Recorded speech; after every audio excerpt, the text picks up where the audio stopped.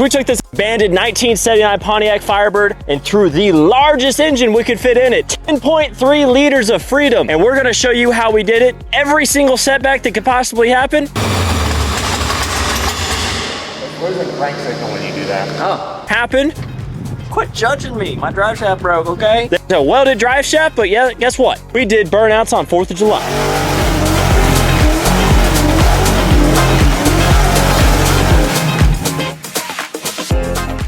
Jay with Texas Speed here. We built this car in roughly about 2.5 weeks. Started off with basically no rear suspension and the rear end was falling out of it. No engine, no trans, and an interior that was quite questionable. We took it from that to this pile of garbage that you see now.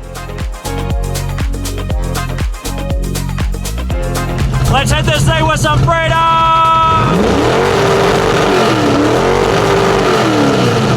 All right guys, so we are here at the Texas Speed storage unit. Where we're getting a project that we're getting out of storage that I've been waiting on for a while now. So this here is a 1979 Pontiac Firebird. So we are currently getting this out of here so I can load it up onto my trailer so I can start wiring it, getting rid of this fiberglass and getting some metal components.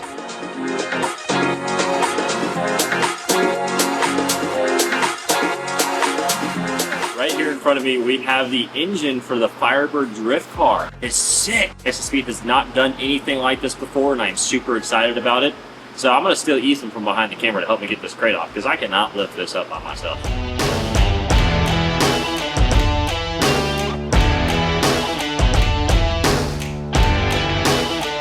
That there is a 632 solid roller Big Block.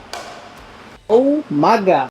So we have here a Dart 632 short block AFR heads. This intake's going to be going away. We're doing a completely different setup on the top end. We got some Sean's custom alloy special made valve covers, a Sean's custom alloy intake, and this thing's going to be EFI. This is a slightly lower compression for a 632 because we want these to be able to, if you want to boost it or anything like that, we wanted you to have the capability of doing so. So this is only about 10-to-1 compression. Nice, healthy, at a real nice solid number of 837 horsepower on the dyno, and she is definitely going to be wrapped. She's going to be exactly what we need at the Firebird. Is this the equivalent of no replacement for displacement? Essentially. Don't worry, boomers. We're bringing it back. We're going to show these young bloods how it is. Context, Jane's a year younger than me, and I'm 27. I'm like one of the youngest people here. So essentially what we're going to be doing is we're going to be getting this over to the Firebird. We're going to be making the transmission up to it. We're going to be putting in the car here shortly. We're going to get all of our new parts ready to go on. They sent us a bunch of amazing parts. We're going to be doing a crank trigger on this. We're also going to be doing a cam sync because we're going full EFI. We're doing a smart coil system. And then we are going to be wiring a unterminated Holley Dominator harness. All right, so Holley sent us a ton of parts for our new drift car project. Let's unbox these really quick.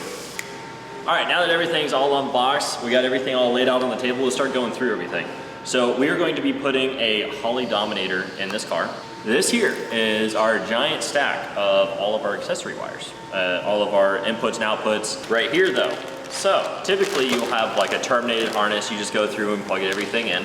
We're doing something a little different. So we got our unterminated harness here that we are going to go through and make sure everything's all really nice, tucked and neat.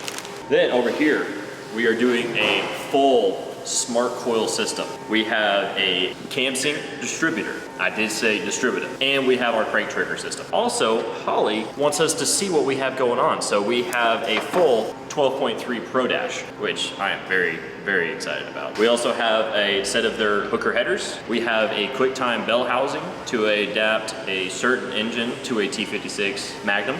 So that's going to be very nice. Magnum transmission for my Magnum car. Manual transmission for the manual car. But the coolest things on this table that I am super excited about is our cam sync distributor and our crank trigger system. Super excited about both of those and making them work flawlessly. Alrighty guys, it is an absolutely beautiful day out here.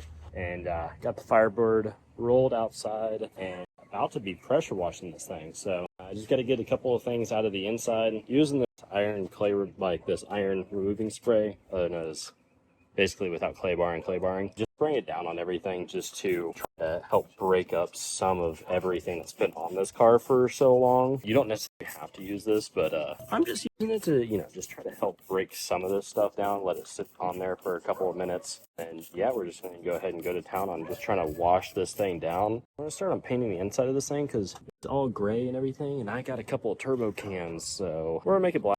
We're going to make it black today. That's the goal for today, is just try to clean this thing up, get started on it, the inside all taken care of so we can get spray paint. Alrighty, just finished, got it all cleaned up. It is much nicer, much nicer. You can't really tell a difference, but the fact I can go like this and my hand's not all black is a big thing. Pressure washed everything out in here. Gonna paint all of this all gloss black. Had to drill a couple of holes in the floor so we can drain out some of this on the inside, but the inside looks much better. And also the roof and everything like that.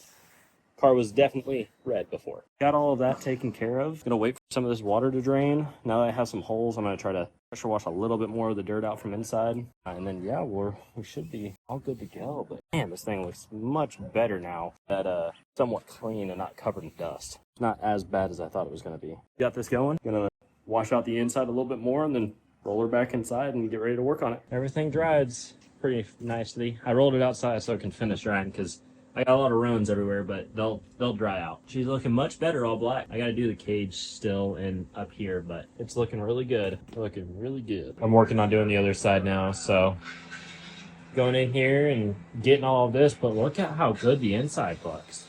It looks much better all black instead of this gray, but it's definitely coming along very well. All right, so progress has been made on the Firebird.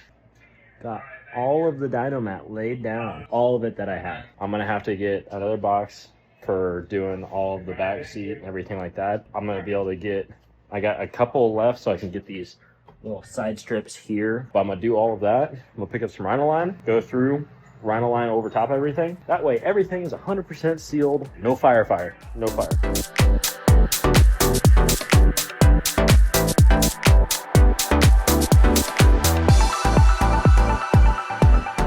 So, what are we doing here? We got a big-ass motor up here. We are putting an engine in a pile of garbage. No, Exhibit A. pile of garbage. It's a pile of garbage on jack stands. On jack stands, there you go. We are throwing a 632 Big Block in my most unpractical drift car, a 1979 Pontiac Trans Am. Due to Josh, who's right there, has come up with the most glorious name ever, Smoky, because she gonna be making the smoke. I'm gonna hand this back over so we can put this big old bitch in.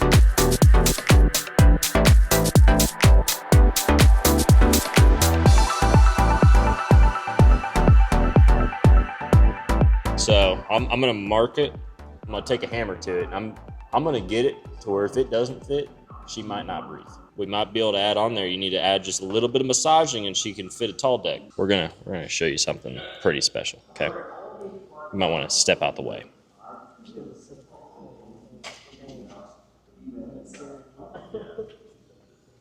Oh my gosh. Something like that. Jaden, how much is the intake? Low Retail price. retail price is $6,600. How much is the car? $66. What's this troublemaker doing? I'm trying to find parts to make this thing work. It looks like she's ready to start up right now. I don't know exactly what spline count a stock T56 is, but a T56 Magnum's a 31 spline, and that's what we need. The drive shaft physically is the exact length that we need. So if I can just get another one for the correct spline count, we should be good to go. Oh, yeah. So that's what I'm working on. I'm working on spending a whole lot of money.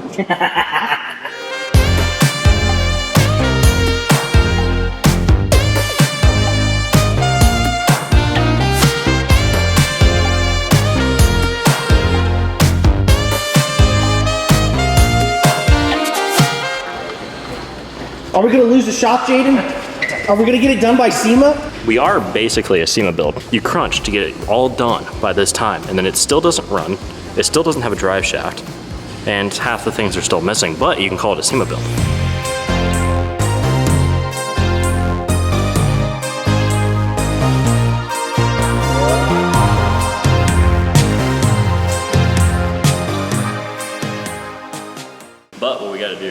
because it's.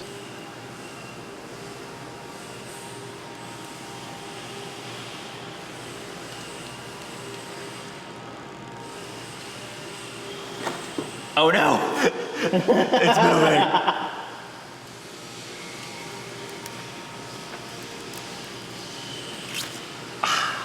That's hot. That's hot right there. Jesse! What is going on? Why would you do that? Some people just want to see the world burn.